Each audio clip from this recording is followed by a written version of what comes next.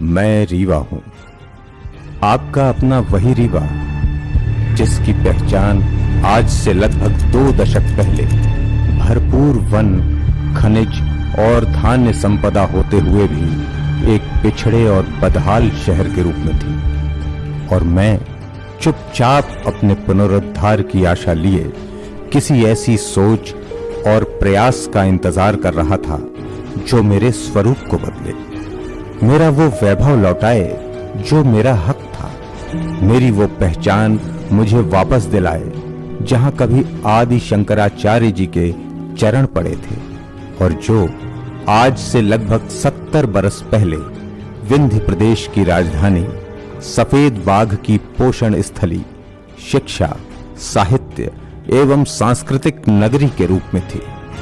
मेरा इंतजार खत्म हुआ जब देश के तत्कालीन प्रधानमंत्री श्री अटल बिहारी वाजपेयी जी ने बाणसागर परियोजना का लोकार्पण किया।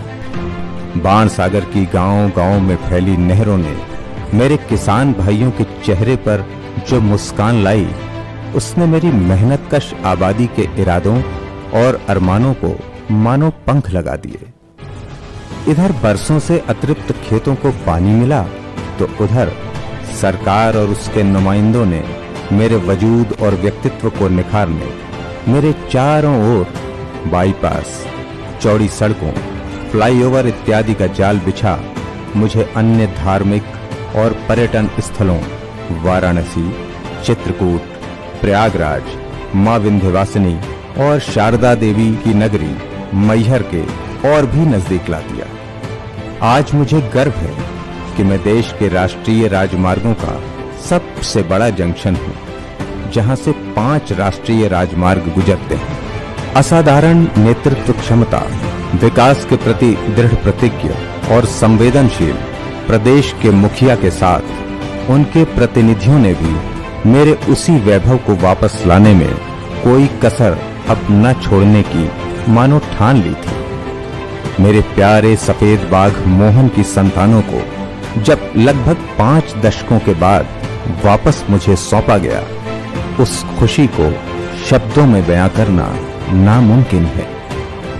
इधर मेरे ऐतिहासिक रानी तालाब, चिरहुला तालाब और रतहरा तालाब के सौंदर्यीकरण की नींव रखी जाकर उनका पुनरुद्धार किया जा रहा था, तो उधर विश्व के सबसे बड़े सौर ऊर्जा संयंत्रों में से एक मेरे ही भूभाग गुढ़ में लगने की इबारत लिखी गई, जिसका लोकार्पण हाल ही में देश के यशस्वी प्रधानमंत्री श्री नरेंद्र मोदी जी ने किया। मैं गर्वित हुआ जब मेरे इस सोलर प्लांट से देश की राजधानी में दूरियों को मापने चल रही मेट्रो रेल परियोजना को पोषण मिला। अब मैं उड़ चला था अपने उन सपनों को पूरा करने जिन्हें मैंने बरसों पहले बुना था, उस मंजिल को पाने जिसकी मुझे चाहत थी। आज मैं फूला नहीं समाता जब रीवा शहर के साथ साथ गुढ़ और मऊगंज में नए उद्यमियों के उद्योगों को स्थापित होते हुए देखता हूँ। कमजोर आय वर्ग और स्लम बस्ती के रहवासियों को प्रधानमंत्री आवास योजना का लाभ लेकर खुद के पक्के मकानों में रहते देख मुझे जो खुशी मिलती है, उसे मैं शब्दों में बयां नहीं कर सकता। मैं खुद को गर्वित महसूस करता हूं जब देश का तीसरा रिवर फ्रंट मेरे हृदय स्थल से कल कल बहती बीहर नदी पर बनने जा रहा है। आज मेरे क्षेत्रीय युवा स्थानीय कॉलेज चौराहे में बनी युवा ओज के प्रतीक, महान विचारक स्वामी विवेकानंद जी की भव्य प्रतिमा से प्रेरणा लेते हैं।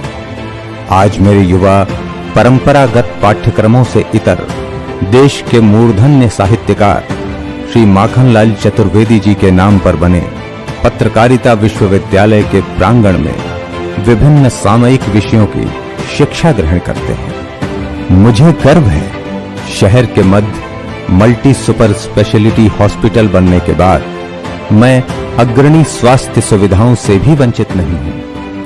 कोविड की महामारी के दौरान जहां ऑक्सीजन की कमी से पूरा देश जूझ रहा था, वहां प्रदेश के संवेदनशील नेतृत्व और जिले के कर्मठ नेतृत्व की क्रियाशीलता के चलते मेरे इस भूभाग में ऑक्सीजन की कमी से एक भी मौत नहीं हुई।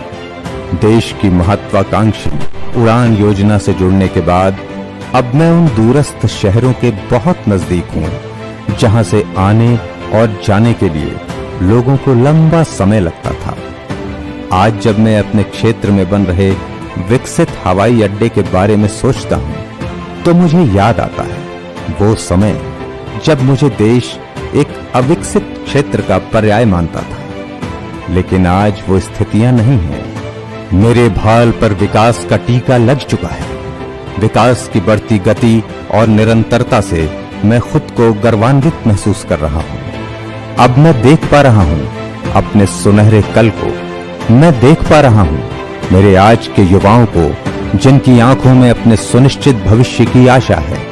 मैं देख पा रहा हूं कि सड़क, रेल और हवाई मार्गों के बेहतर विकास, बेहतर शिक्षा एवं स्वास्थ्य की दिशा में बढ़ते मेरे कदम, उद्यमशील युवाओं की बढ़ती संख्या मेरे वजूद को और भी निखारेगी। मैं कृतज्ञ हूं उस सोच, संवेदनशील, सकारात्मक एवं विकासोन्मुखी नेतृत्व का जिसने मुझे तराश कर मेरा पुराना गौरवशाली